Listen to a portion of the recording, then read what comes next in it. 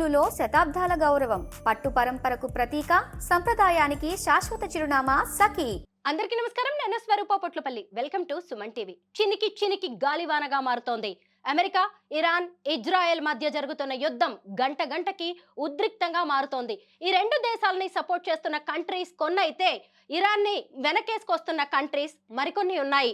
అయితే ఇప్పటికైనా సరే యుద్ధాన్ని ఆపాలి అని, లేదు అంటే ఇరాన్కి సపోర్ట్ చేస్తాము అంటూ అమెరికా, ఇరాన్కి మధ్యలోకి చైనా వచ్చేసింది. అయినా సరే తగ్గేదే లేదంటున్నాడు అగ్ర రాజ్యాధినేత డొనాల్డ్ ట్రంప్. ప్రస్తుతం నాతో పాటు ఢిల్లీ నుంచి లైవ్ కాల్లో రెడీగా ఉన్నారు రాజకీయ విశ్లేషకులు పెంటపాటి పుల్లారావు గారు. వారితో మాట్లాడదాం. సార్ నమస్తే. నమస్కారం. సార్, ఈ మూడు దేశాల మధ్య అసలు ఏం జరుగుతుంది? ఎందుకు యుద్ధం ఇంత తీవ్రంగా మారుతోంది? మార్చండి పెద్ద ఇంట్రెస్ట్, ప్రపంచ డామినేషన్. అమెరికా ఒకటే అగ్ర పవర్ గా ఉన్నది. ఇరాన్ మీద పూర్తిగా చైనా ఆధారపడి ఉన్నది, ఆయిల్ కి దానికి. ఇరాన్ కనుక ఆగిపోతే చైనాకి ఆయిల్ సప్లై రాదు. చైనాకు విపరీతమైన ఆయిల్ కొంటారు, భారతదేశం కంటే 3 రెట్టింపులు కొంటారు. ఇరాన్ నుంచి సగం కొనుక్కుంటున్నారు. ఇది తర్వాత చైనా నమ్మదగ్గ స్నేహితుడు కాదని వస్తుంది. ఇది ఒక challenge America. Donald Trump China అడ్డం పడింది, చైనాతో వ్యాపారం చేస్తావా? మార్చి 31ని చైనా విజిట్ కూడా ఉన్నది డొనాల్డ్ ట్రంప్. అది ఇప్పుడు జరుగుతుందా లేదా? డొనాల్డ్ ట్రంప్ ఏం చేస్తాడు? చైనా కూడా ఛాలెంజ్ చేస్తుంది. చైనా ఇప్పుడు వరకు ఎప్పుడు బయట యుద్ధాల్లో ఇన్వాల్వ్ అవ్వలేదు, ఇది ఫస్ట్ టైం ఇన్వాల్వ్ అవుతుంది. సో ఇది చాలా పెద్ద ఇంపార్టెంట్ స్టెప్. నెక్స్ట్ స్టెప్ ఏంటి చూడాలి. రష్యా కూడా ఇన్వాల్వ్ అవుతుందా చూడాలి. ఎందుకంటే ఇది ఒక ప్రపంచంలో మనకి వచ్చిన మార్పు. ఈ 10 సంవత్సరాల్లో ఐక్యరాజ్య సమితి ఇలాంటి ఎవరు లేరు. తర్వాత అమెరికా అగ్రపవర్గా ఒకటే ఉండిన వాళ్ళు కావాల్సిన పెద్ద మనిషి తరాగా ఏం చేయలేదు, చూపెట్టలేకపోయారు. ఆ లీడర్షిప్ చూపెడితే వాళ్ళ వెనకాల అందరూ పడదు, ఏదో అడ్జస్ట్మెంట్ చేయదు. ఇది ఇప్పుడు వాళ్ళ ఫారిన్ పాలసీ ఫెయిలియర్గా వస్తాయి. అమెరికన్ ఫారిన్ పాలసీ ఫెయిలియర్గా చైనా ఛాలెంజ్ తీసుకుంటాం. ఇప్పటి వరకు భారతదేశాన్ని పక్క సముద్రాల్లో అందరినీ చిన్న చిన్న దేశాలని ఏడిపిస్తా వచ్చే చైనా ఇప్పుడు డైరెక్ట్ గా అమెరికాతో కంటెస్ట్ వస్తుంది. దానికి పరిణామాలు ఏంటి? ఫర్ ఎగ్జాంపుల్, పాకిస్తాన్ లాంటి దేశాలు ఎవరి పక్కన ఉంటారు? చైనా పక్కన ఉంటారా, అమెరికా పక్కన ఉంటారా? భారతదేశానికి ఆ ప్రాబ్లం లేదు. సో ఇది చాలా పెద్ద స్టెప్. చైనా ఇవాళ మాట, కానీ డొనాల్డ్ ట్రంప్ ఏం చేస్తాడో చూడాలి. కానీ డొనాల్డ్ ట్రంప్ అంటే కొద్దిగా అందరికీ ఆ భయం కూడా ఉన్నది కాబట్టి చైనా ఎలాంటి స్టెప్ తీసుకుంటారో మనం చూడాలి. అయితే చైనా ఎంట్రీతో అమెరికా ఏమైనా వెనక్కి తగ్గే అవకాశం ఉంటుందా? ఇరాన్ న్యూక్లియర్ పవర్ ఆఫ్ చేస్తానంటే కానీ తగ్గదు. మనం ఒక విషయం మర్చిపోకూడదు, చైనా నార్త్ కొరియాకి న్యూక్లియర్ టెక్నాలజీ ఇచ్చింది, చైనా పాకిస్తాన్కి కూడా ఇచ్చింది. చైనా పాలసీ ఏంటి? అందరికి ఇచ్చేస్తే అప్పుడు అమెరికా, యూరోపియన్ దేశాలు తగ్గిపోతారు, మనతో వీళ్ళు లాయల్గా ఉంటారు అని అదొక దూరాలోచన.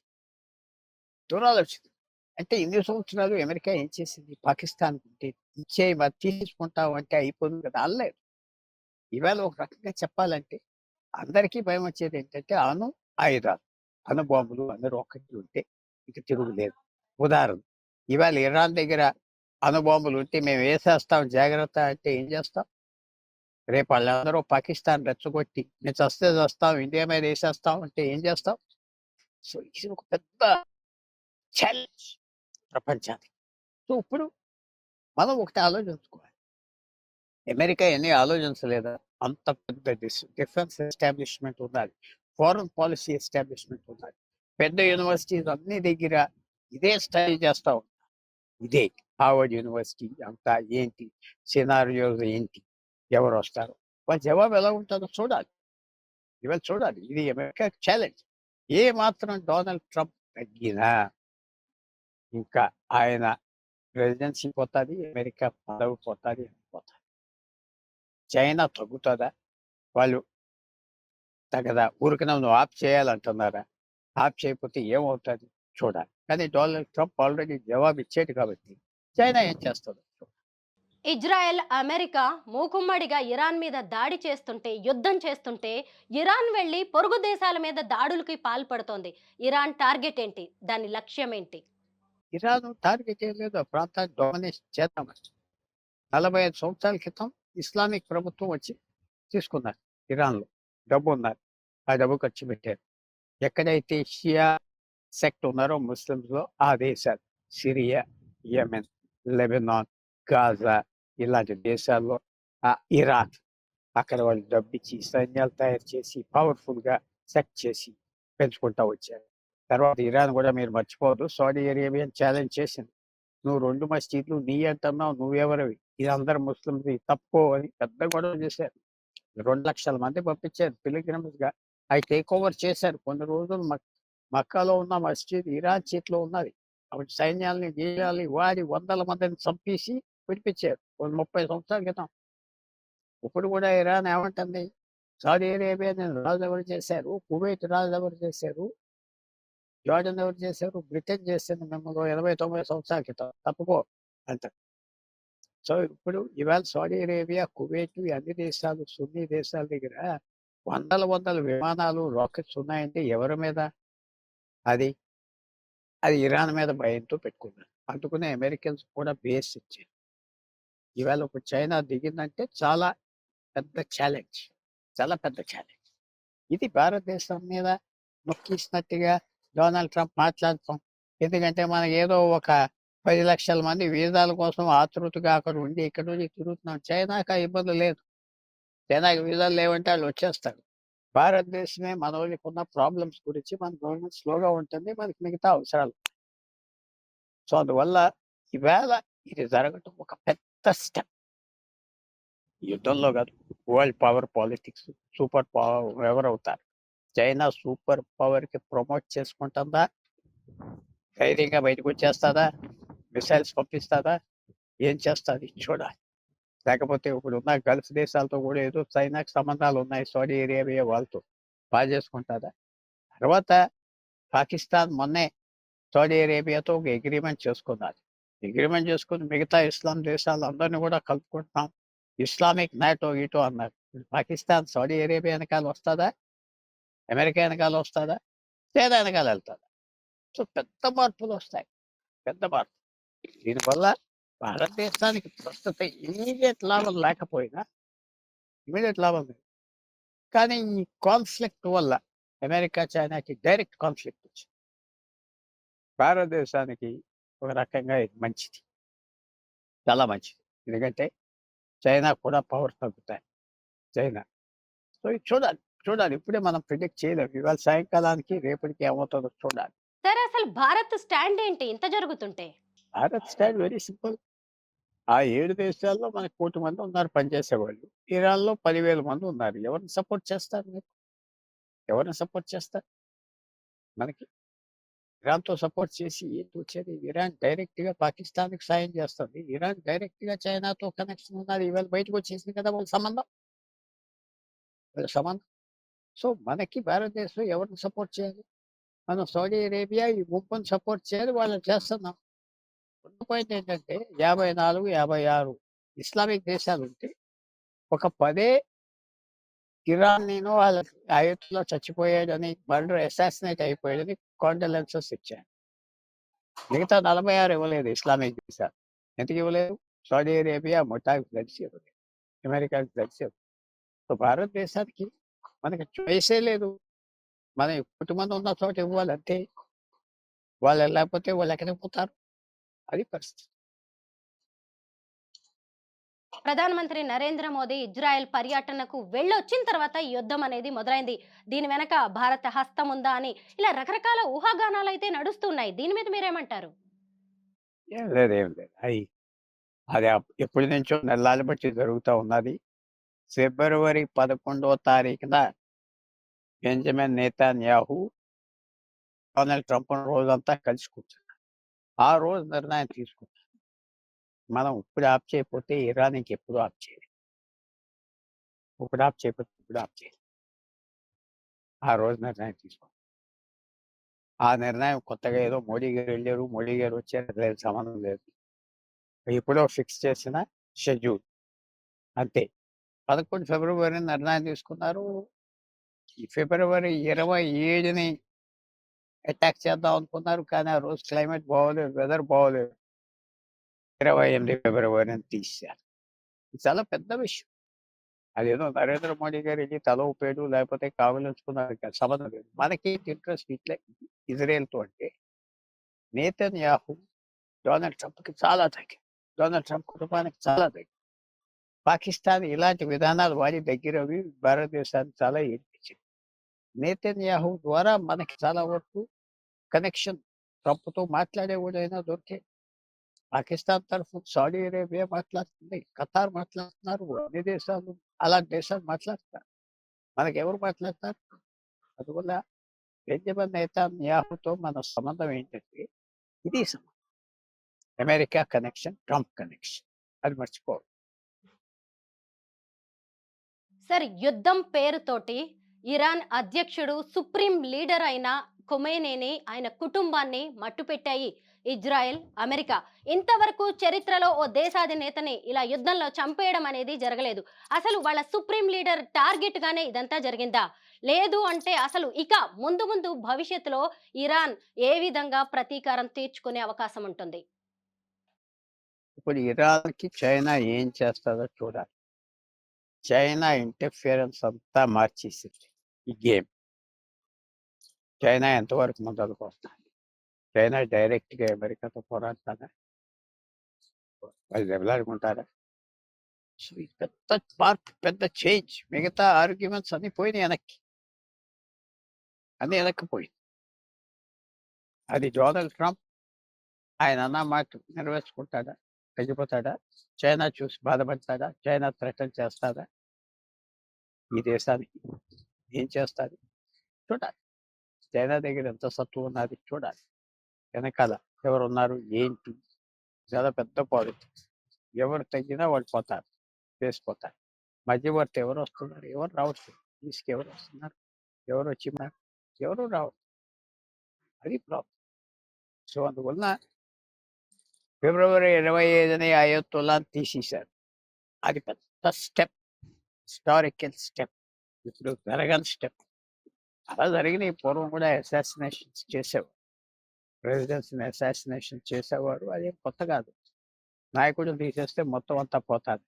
ఆ ప్లాన్ జరిగింది. కానీ ఎంతవరకు సక్సెస్ అవుతుందో రోజు రోజుకి మారిపోతుంది సిచ్యువేషన్. మారి చైనా ఊరుకునే మాటలు కదా, మేము మీ వెనకాల ఉన్నామంటే ఏంటి అర్థం? ఏంటి అర్థం? జాయిన్ అవుతారా యుద్ధం? ఆ ఆలోచన తీసుకున్నారా? ఆ ఎపీల్ చేశారా? చైనాకి ఇరాన్ చేసి ఉంటుంది, రష్యా చెప్పుకుంటారా? చాలా ఒక పెద్ద అనుకోని క్విక్గా ప్రపంచ యుద్ధ పరిస్థితి వచ్చేసింది. ఏ మాత్రం ఎవరు మిస్టెప్ వేసినా యుద్ధం జరుగుతుంది. ఏ మాత్రం ఎవరు మిస్టెప్ చేసినా. ఏంటంటే భారతదేశం మధ్య లేదు. వీళ్ళెవరు భారతదేశానికి కూడా స్నేహితులు కాదు. అది కూడా మీరు జ్ఞాపకం పెట్టుకోవాలి. చాలా మంది ఇటు అటు అయ్యో వాడు వీడు అంటున్నారు. భారతదేశం 50,000 మంది టెర్రరిస్ట్ చంపేశారు, 60 లక్షల మంది. గత 25-30 ఎవరు బయటకు వచ్చి కన్నీరు చెప్పలేదే, ఎవరు బాధపడలేదే. మన పేలగాంలో 40 మందిని ఎప్పుడో చంపేస్తే లాస్ట్ ఏప్రిల్లో, పోయినసారి ఏప్రిల్లో, ఇదెవరు ఒక్క మాట అనలేదు. టెర్రరిజం మంచిది కాదు అన్నారు. అంతే. కొన్ని దేశాలు, ఇరాన్ లాంటి దేశాలు బాగా చేశారన్నారు. సో మనకి ఎవ్రీ ఛాలెంజ్ ఇది ఒక ఆపర్చునిటీ. మనకి డైరెక్ట్ ఛాలెంజ్ కాదు. ఈ ఛాలెంజ్ అంటే చూడాలి. అమెరికా తగ్గిపోకుండా ఉంటుందా, యుద్ధం వస్తుందా, ఏదో రావచ్చు. చైనా మిసైల్స్ పంపిస్తుందా, చైనా నేవీ పంపిస్తుందా? చైనా పంపిస్తే ఎవరు దిగుతారు? జపాన్, కొరియా ఏం చేస్తారు? నార్త్ కొరియాని దింపుతాడా చైనా? న్యూక్లియర్ వెపన్స్ చైనా ఇచ్చిన నార్త్ కొరియాకి, పాకిస్తాన్. లేకపోతే వాళ్ళు మొహాలు ఎక్కడ చేస్తారు? ఇది 40 సంవత్సరాల క్రితం. సో చైనా ఏం చేస్తారు? అమెరికా కూడా ఏం చేస్తారు? ఇలా పాకిస్తాన్ చేతిలో న్యూక్లియర్ వెపన్స్ ఎందుకు సహించారు? అంటే అది వాడిపోవచ్చునా? మీ దగ్గర కుక్కలాగా తిరుగుతున్నారా? అవన్నీ ఇప్పుడు ఆన్సర్ చేయాలి. అమెరికన్ ఫారెన్ పాలసీలో గ్యాప్ వచ్చేసి అన్ని విషయాలు చూసుకోవటం మానేశారు. ట్రంప్, బైడెన్, ఒబామాకి ప్రెసిడెంట్ ఉండేది, అరబ్ దేశాలు తిరిగేవాడు. ఫ్రాంక్గా చెప్పాలంటే అది పోయి ఆ కాంప్రిహెన్సివ్గా ప్రపంచం అంతా ప్రతి చుక్కని చూసే అమెరికా పోయింది. ట్రంప్ టైంలో లేదు, బైడెన్ టైంలో లేదు. కొత్త ఒక పాత ఆర్డర్. రష్యా, అమెరికా 2 ఉండే 2 అందరిని కంట్రోల్ చేసుకుంటా పోయేవారు. 90లో పడిపోయాక కొత్త ఆర్కిటెక్చర్ తేలేదు.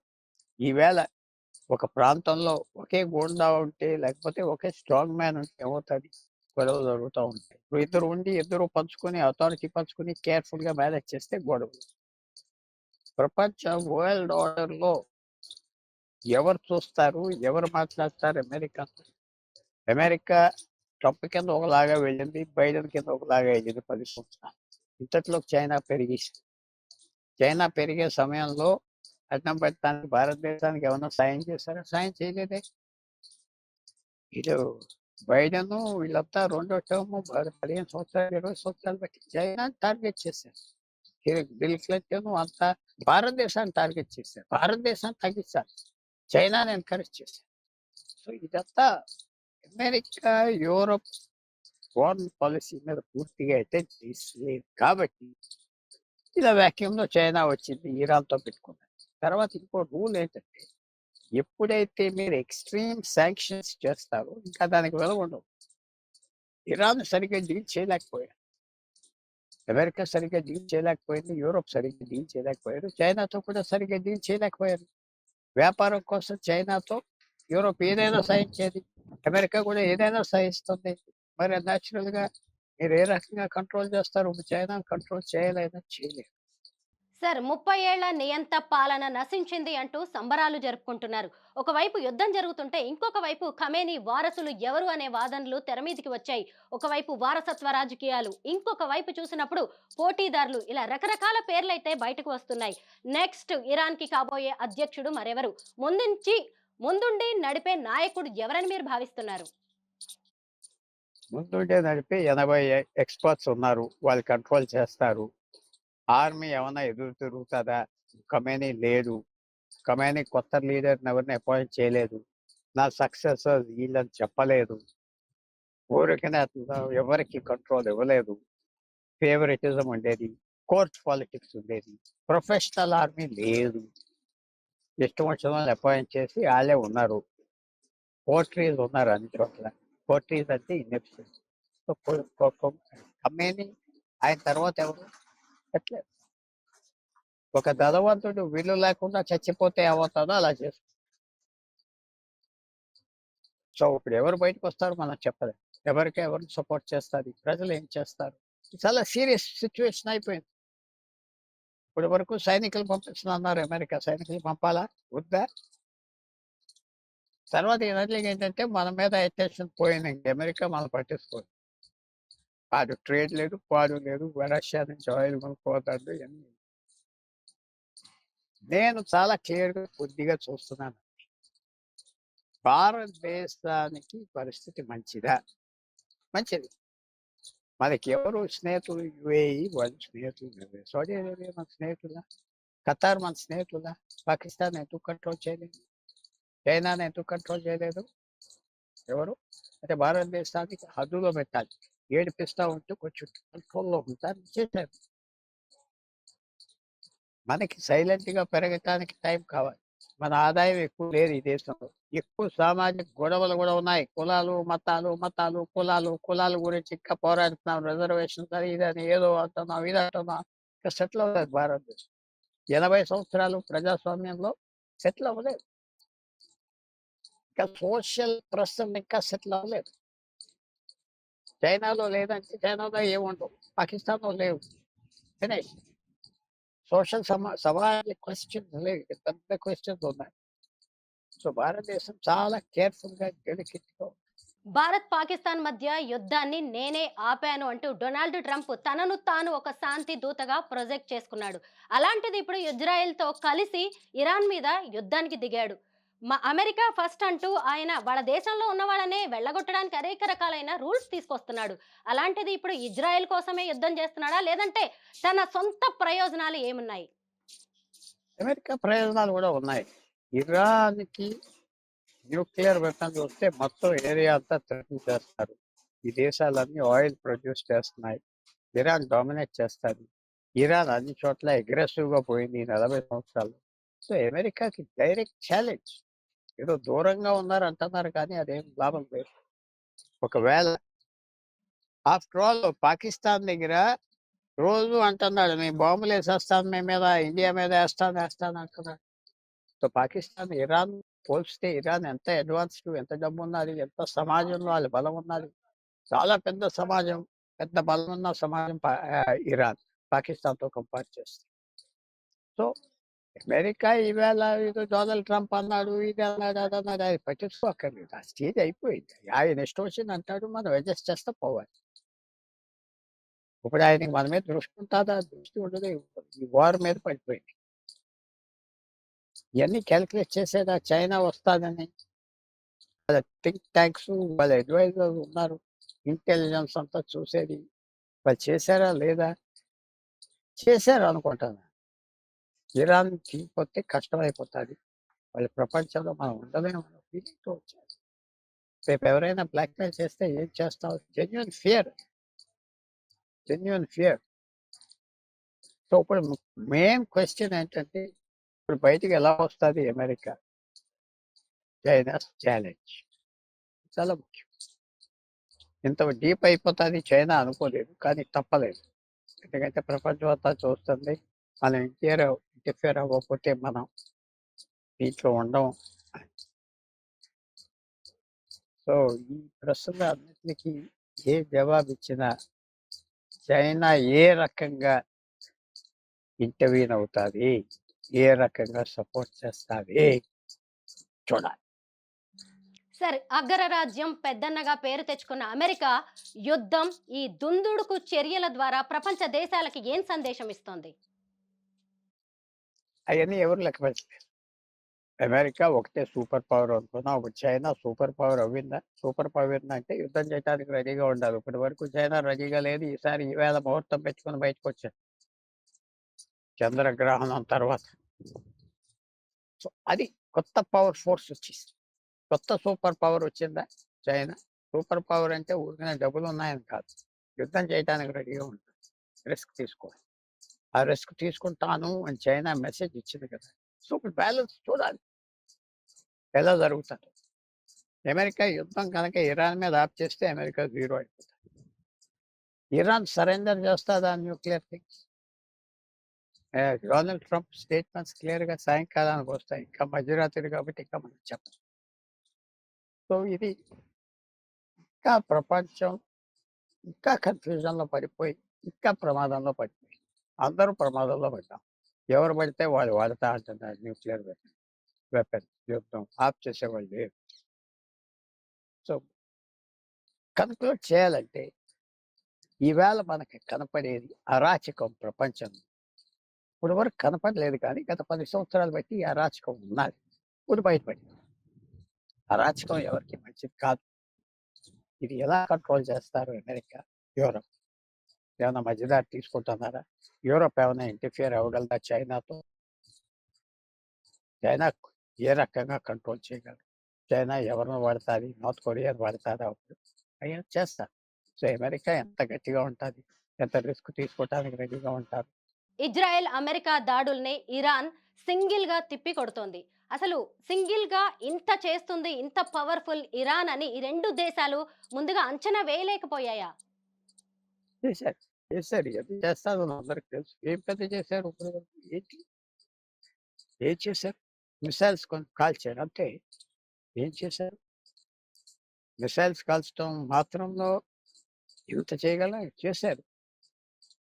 ఇది డెడ్ హ్యాండ్ అంటారు. చచ్చిపోయిన చెయ్యి ఇచ్చిన ఆర్డర్స్. కమేని బ్రతికున్నప్పుడు ఫిబ్రవరి 28 మొదలే ఈ ఆర్డర్స్ ఇచ్చేసారు. యుద్ధం వస్తే ఆడి మీద బాంబులే, ఈడి మీద మిసైల్లే. వాడు చచ్చిపోయినా ఆ ఆర్డర్స్ ఇంప్లిమెంట్ చేస్తారు. డెడ్ హ్యాండ్ ఆర్డర్స్ అంటారు మిలిటరీ భాషలో. సో ఏం చేశారు ఇప్పటి వరకు? 10,000 మిసైల్స్ ఉన్నాయి. 10,000 మిసైల్స్ కొనుక్కున్నారు. వాళ్ళు ఏం చేశారు ఇప్పటి వరకు? చెప్పండి. ఏమైంది పెద్ద? మిసైల్ వేయటం మాత్రంలో ఎక్కడ టార్గెట్ చేశారు? ఇంకా ఇప్పుడు ఇవాళ నుంచి వేడెక్కుతుందా? డైరెక్ట్ గా సౌదీ అరేబియా కింగ్ ప్యాలెస్ మీద వేస్తారు. వాళ్ళు ఆఫ్ చేస్తున్నారు. వాళ్ళు ఎంటర్ అవుతారా? ఎన్నో ఫ్యాక్టర్స్ ఉన్నాయి. ఒక ఫ్యాక్టర్ కాదు. ఈ ఈ ఫార్ములాలో, ఈ ఈక్వేషన్‌లో, ఈ అల్గోరిథం అంటారు. ఎన్నో ఫ్యాక్టర్స్. ఇప్పుడు రోజు రోజుకి కొన్ని బయటకొస్తుంది. చైనా విషయం. చైనా దాక్కుని ఇవాళ ఛాలెంజ్ ఇచ్చింది అమెరికా. ఏ ముఖ్యమైన విరోధి చైనాకి భారతదేశం, అమెరికా ఒక్క సాయం చేయలేదు. ఏడిపించింది. యెస్. సో, నేను ఇవన్నీ చెప్పాలంటే సమయం చాలదు. Let us leave it. ఇప్పుడు ఎంతవరకు వదలాలంటే చైనా ఎంట్రీ ఈ యుద్ధ పరిస్థితి మార్చేసింది. ఎలా మార్చేసింది? ఏం చేస్తారు?